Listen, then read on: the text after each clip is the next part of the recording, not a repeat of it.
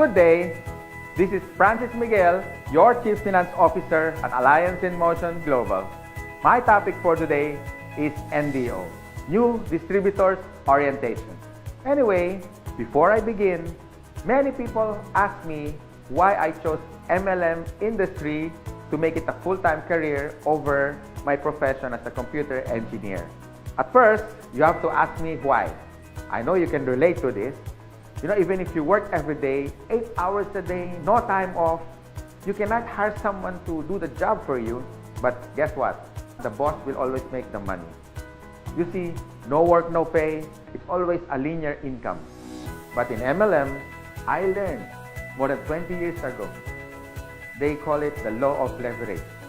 Or in other words, multiplication of time through others. Leverage means you multiply your time.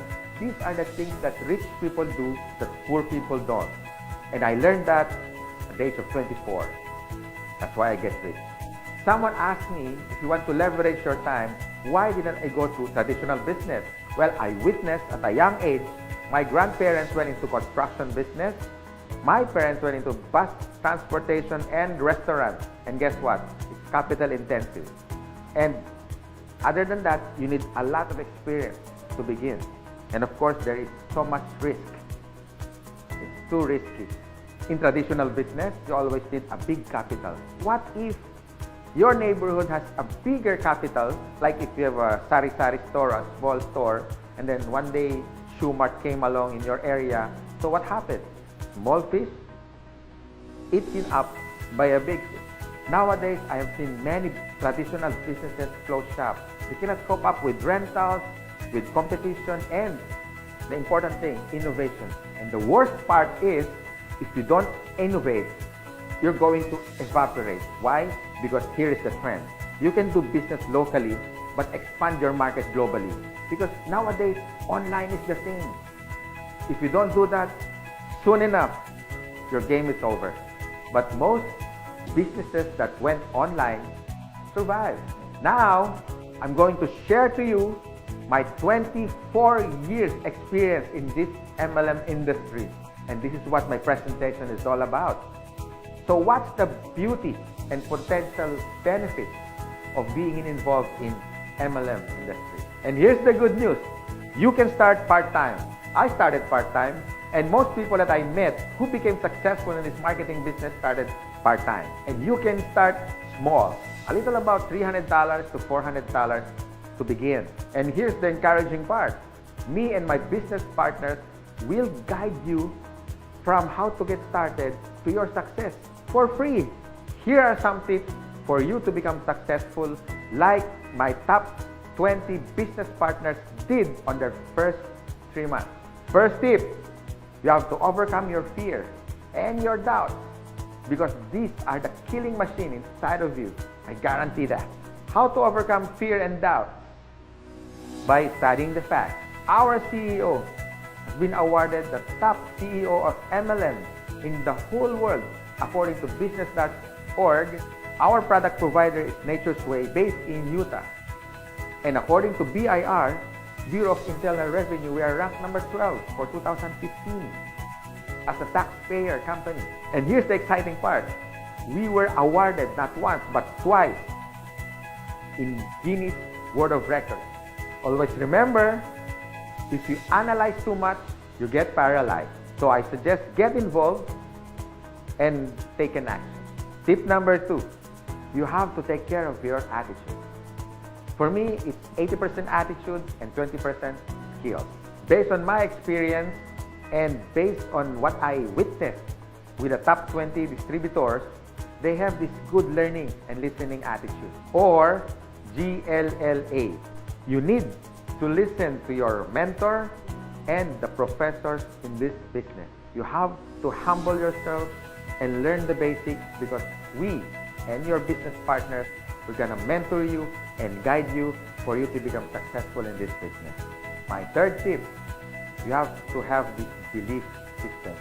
Believe in our company, believe in the product by simply using it. Before you share it to others, you have to use it. And third, the people who will guide you and mentor you, especially the professors in this industry, These things are free. My fourth tip is all about commitment. You can try, you can do your best, or you can do whatever it takes. But what's worked for me and even for the top distributors and your mentor as well, they have this whatever it takes commitment. It's a guarantee for success. And my fifth tip, be prepared for discouragement. Some of them are your relatives. Surprisingly, they are your close friends, co-workers. I mean, they're everywhere. But here's my formula that worked for me. Apply the SW3 next. Some will, some won't. So what? Just go to the next. Move on. My sixth tip for you to succeed, always maintain that enthusiasm. Be excited. To get involved, always be enthusiastic with the product, with the company, and to your dreams, because one day they become a reality. And my seventh tip is all about focus. And based on my observation, 90% of distributors who become wealthy beyond their wildest expectations have this focus. You can focus your energy in building your leaders, the leadership skills in you. You can also focus on building relationships. You can focus on money management, and the bottom line is good health. If you use these useful tips, we want to see you one day. You drive your own car, having your own house. You can have more time with your family, quality time, if you focus yourself with this business. And this is my effective tip for you to succeed. You have to have a goal. So it's all about goal setting and be smart. It means specific, measurable, attainable, realistic, and of course, it has to have a time bound. I would suggest make a dream board because you are now practicing the law of attraction.